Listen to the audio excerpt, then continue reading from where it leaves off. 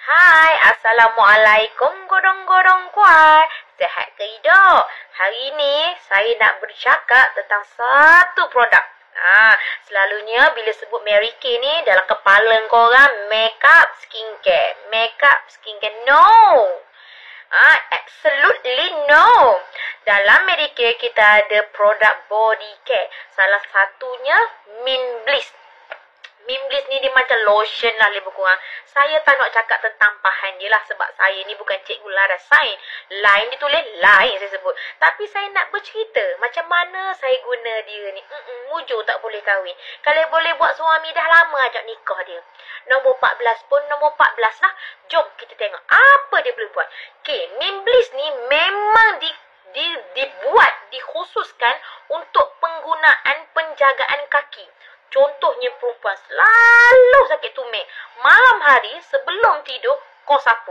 Kau tengok pagi esok jejak lantai kurang sakit. Yang kedua, kalau kau ada kematu yang kulit tebal bersisik tu kan, sapu dia. Alhamdulillah, semakin lama kematu tu semakin berkurang. Yang penting konsisten.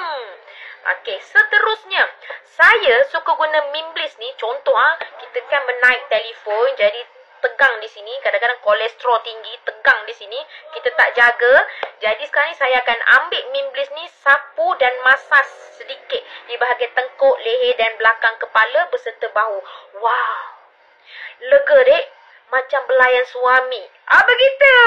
Okey, seterusnya kadang-kadang saya sesema, pening kepala, demam, macam sesak nafas sikit kan. Saya akan ambil Mint Bliss ni, saya akan masak, saya akan bau untuk kurangkan sikit hacung macam tu.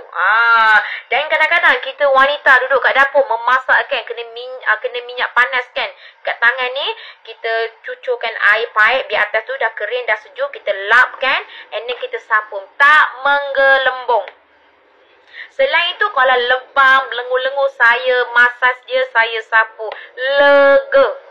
Untuk kegunaan anak-anak saya pula, saya kan ada yang budak kecil tu kan, umur 4 tahun tu kan, dia ada asma, dia batuk-batuk, saya masas kat tangan saya macam ni, and then saya sapu dekat dada dia, dia lega sikit. Kadang-kadang dia hacum sesema, saya masas kat tangan dan saya letak sikit kat hidung dia, kat belakang dada, depan dada dia, sedikit lega.